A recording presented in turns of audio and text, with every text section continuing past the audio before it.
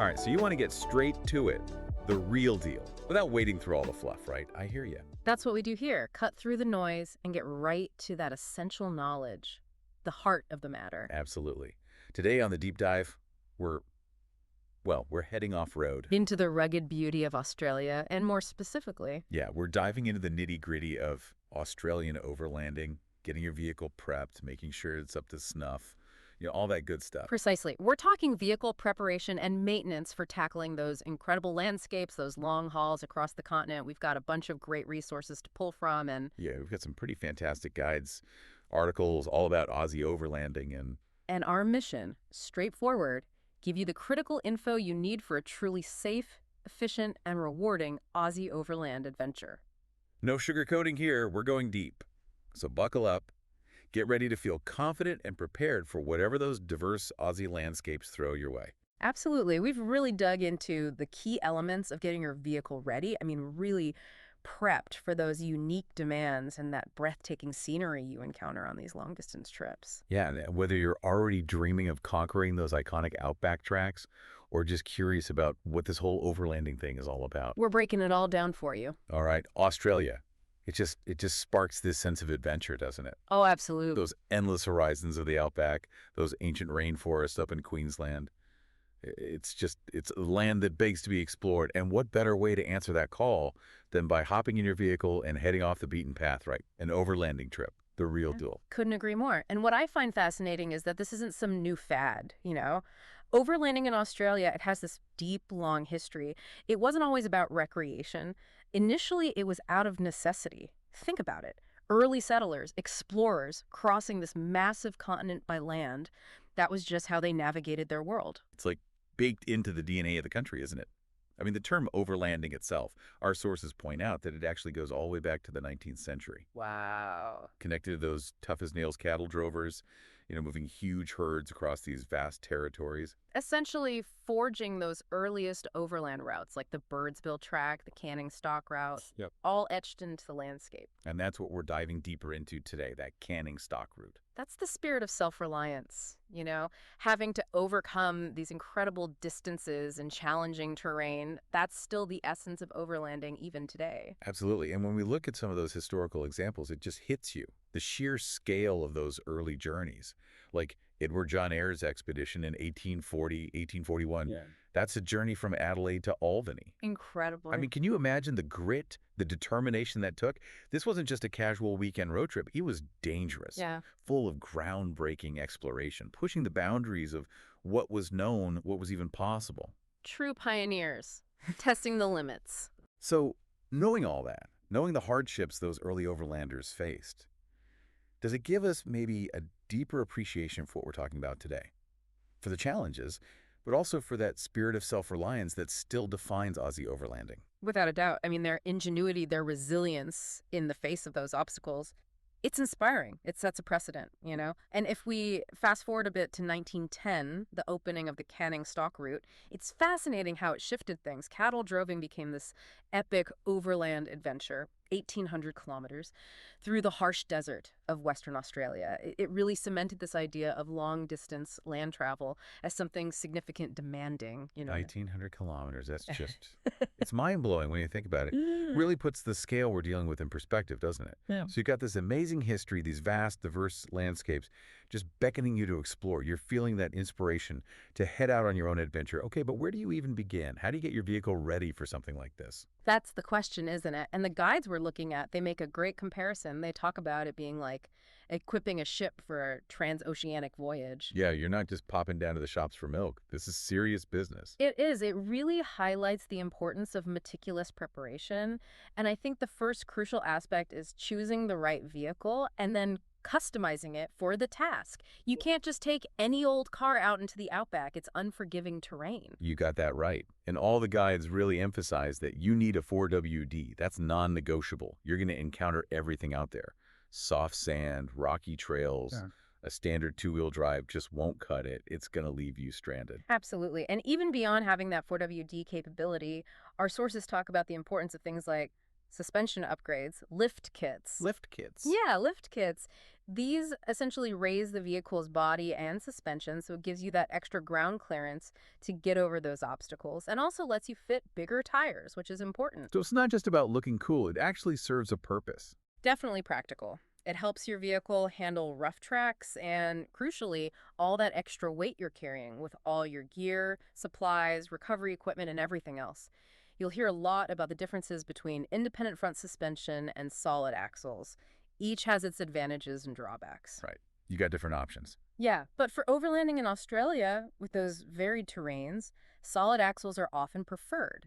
They're known for being really robust, and that articulation on those really tough tracks is key. Makes sense. So beyond the basics, the 4WD, the suspension, you also have some more specialized modifications.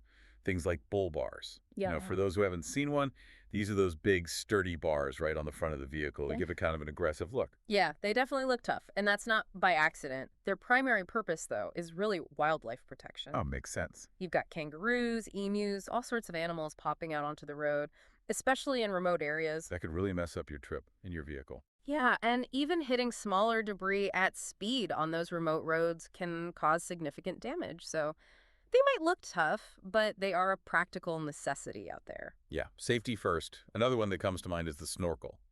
And just to be clear, this is not for snorkeling in the ocean, right? Right. No underwater exploration with the snorkel. It's all about raising the engine's air intake. Super important for a couple of reasons. First, it helps keep dust out of the engine in those incredibly dusty outback conditions. That dust can really impact performance and over time damage the engine. Yeah, that makes sense. Keep that engine breathing clean air. Exactly. And secondly, it lets you safely drive through water crossings, up to a certain depth, of course. You don't want to be sucking water into your engine. That's a recipe for disaster. Makes total sense. So we've talked about physically modifying the vehicle, but our guides really stress that it's not just about the add-ons. Mm. The underlying mechanical health of your vehicle is just as, if not more, important. Couldn't agree more. Regular and thorough servicing, that is key. Don't skip your oil changes, don't put off brake checks. Before you even think about heading out on a long overlanding journey, you have to make sure all the vital systems are in tip-top shape. Engine, brakes, transmission, cooling system, the whole 9 yards. And I imagine skipping maintenance on a remote trip could be a bit more than just an inconvenience, right? Yeah, you could be hundreds of kilometers from help stuck with a broken down vehicle. Not a fun situation. And it's not just about what's already in your vehicle. What you bring with you is just as critical. Our guides talk about carrying spare parts, a good toolkit, so we're talking spare tires, ideally more than one, especially if you're going really remote, and then things like belts for the engine, maybe some hoses, and a really well-equipped toolkit so you can handle basic repairs yourself. Being self-sufficient is huge. Yeah, out there you're on your own. And when you're venturing into the heart of Australia, fuel and water become big considerations. Essential, really. The guides talk a lot about long-range fuel tanks. Why are those so crucial for serious overlanding? Because fuel stations can be few and far between in remote Australia. We're talking hundreds of kilometers sometimes. A standard fuel tank, it's just not going to give you the range you need. Yeah. You need that peace of mind knowing you can reach the next fuel source. And the same goes for water. Reliable water sources can be scarce, so having a good water storage solution is vital. You need it for drinking, cooking, cleaning. It's non-negotiable. So we've covered the history, the must-have vehicle mods, the importance of a mechanically sound vehicle. Now, our sources throw in some interesting little tidbits and some fun facts that highlight what makes Australian overlanding so unique. First up, the Canning stock route. It's not just historically significant, it's actually the longest historic stock route in the entire world. That's a pretty impressive title to hold, isn't it? Just think about the scale of that and its lasting legacy on Australian overlanding. This wasn't just a small path, it was a monumental undertaking. It shaped how the country developed. It really is amazing. And they bring up this rather quirky event, the Great Emu War of 1932. Oh, yeah, that one. Now, for anyone who hasn't heard of this, it's a wild story. The Australian military was sent in to deal with, get this, an overpopulation of emus. Apparently, they were wreaking havoc on crops. And ready for this?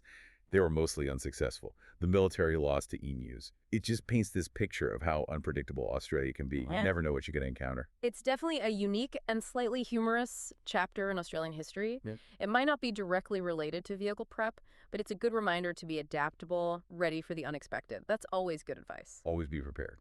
So we've got the history, the vehicle essentials, those fun little anecdotes. Now, let's talk practicalities. Our guides lay out a really logical step-by-step sequence to get your vehicle ready for this kind of adventure. Step 1. Research and planning.